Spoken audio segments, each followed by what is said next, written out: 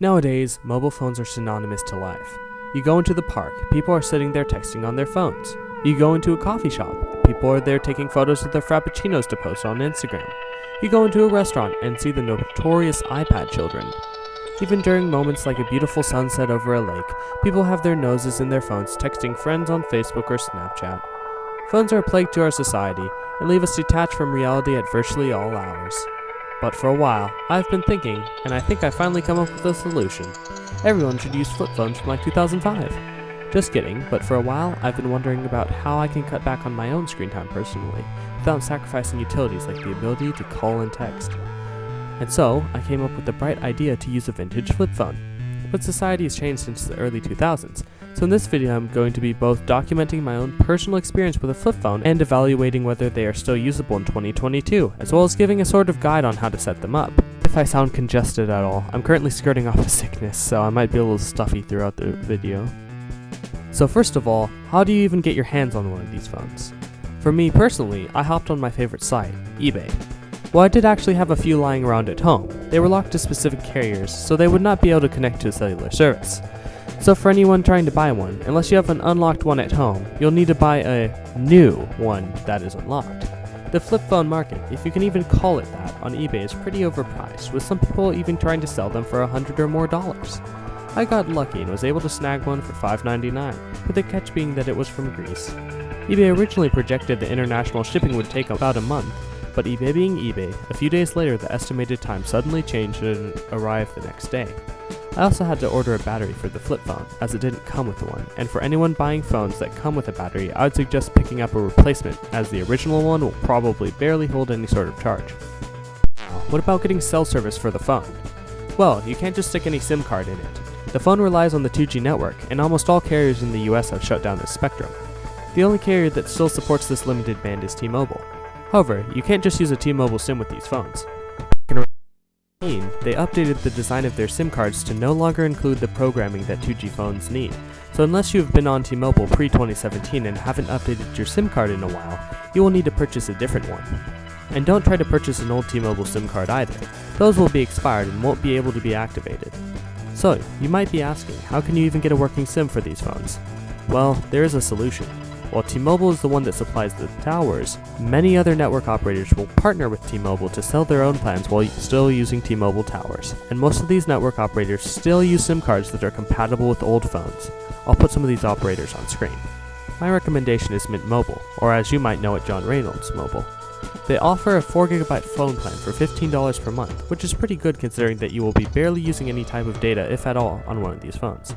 And even better, if you somehow manage to go over this data limit, I have no idea how you do this, they still offer data, but just at slower 2G speeds, which will make no difference since the phone is already using 2G. There is still one major problem, however, probably a deal breaker for most people, and that is that none of these companies will let you activate a 2G phone. You can still use a pre-existing one if it's been hooked up to their network the entire time though. This makes it really challenging if you're buying a new one to put on their network, but don't worry, there are still some ways to do this. While this works, about every week or so, T-Mobile will realize that you're not using a properly activated 2G phone, and then will cut you off your cell service, forcing you to have to go through the whole SIM swap fiasco all over again. This isn't ideal for most people, and will keep all but the determined few from using these types of phones. But now that we've gone over how to set up one of these phones, what is it actually like to use one in 2022? First, what's the coverage actually like? Well, the answer is, honestly, pretty crappy. Since almost nobody uses the 2G network anymore, T-Mobile really doesn't put a lot of effort into maintaining coverage for this spectrum, so expect a lot of areas where there's very poor or no service. When you actually have coverage, the voice quality is very poor, and I found calls to be pretty statically, and would randomly cut out some of the time.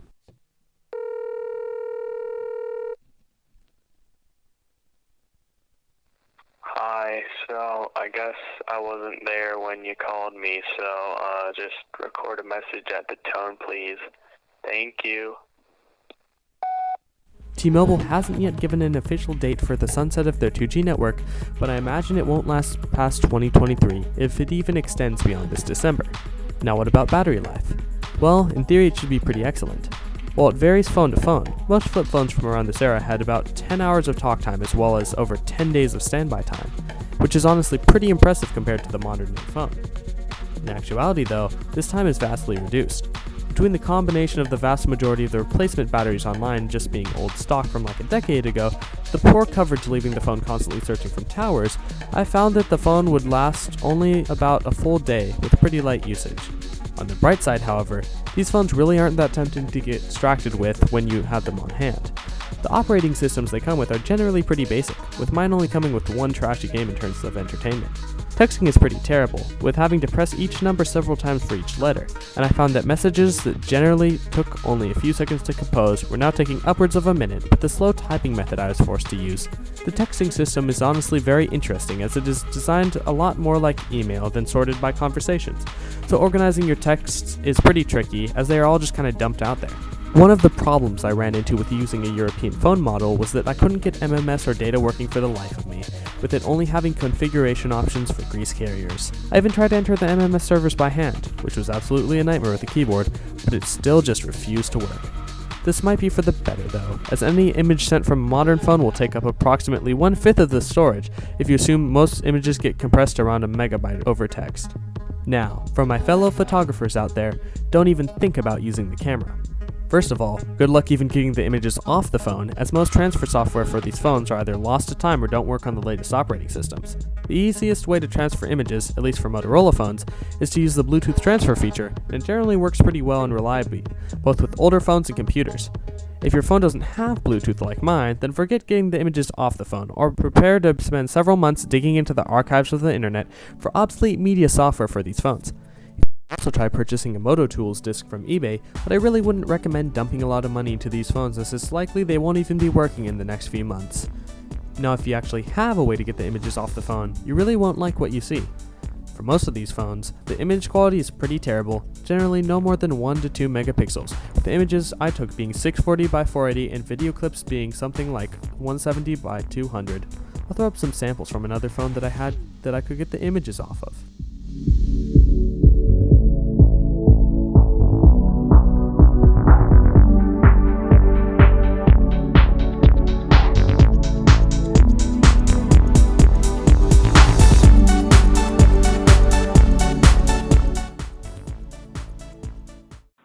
Hi guys, trying out the video feature here. It's amazing quality, I'm sure. Oh yeah, oh yeah, oh yeah, look at this. Quality here is... Storage of these phones is tiny, with most ranging from 1 to 9 megabytes of space. Even with the aforementioned poor quality of photos and videos, you will still likely not be able to take too many of these, and while I was recording, I watched the storage meter of the phone go up a % or so every few seconds. Even with texts, after about 80 or so I got a message saying I was running out of mobile storage and that I needed to clear my inbox, so if you want to keep a history of funny messages and such, forget it. Now that's for how the phone performs, but as for actual usability in our modern society, it's a bit of a different story. I often had lots of trouble with not having a smartphone, such as scanning a QR code for a menu at restaurants, getting an app for something, or just Googling things when I'm curious about something. These phones also stick out quite a bit, so expect to get lots of comments and confusion from others. It's pretty positive for me, but I'm sure it varies. We all know of the kid who got bullied for having a flip phone. One major upside of these phones is that it forces you to be really intentional about things, as I was always having to evaluate whether or not it was worth it to send a quick text message, or pull out my computer to search something up, or sit down to read the news. It's often pretty easy to get sucked into your phone when you're bored or you don't know what to do, but by not having that ability, it really forces you to find insightful and meaning things to do, and really both live in the moment and make good use of your time. Just to give a personal example, I found myself leaning towards doing work earlier or talking with new people rather than sticking my nose in a phone, and I've really come to have a newfound appreciation for how the world and just how privileged we are to have modern technology. And so that's the flip phone experience for you in 2022. While it is certainly unique and honestly really beneficial, from a practicality standpoint, it really isn't great, and the level of complexity involved in getting this stuff working means that I really can't recommend it to most people as a simple month-long experiment. However, given that these phones are not much longer for this world, if you're curious about this and have the right level of determination, now is the time to do this sort of thing. While it's not life-changing, it really gives some new perspective, especially into the fact that technology has made our lives both much easier and worse in the past few decades. And for me personally, I'm going to keep using these types of phones until the weak and dying 2G network finally collapses.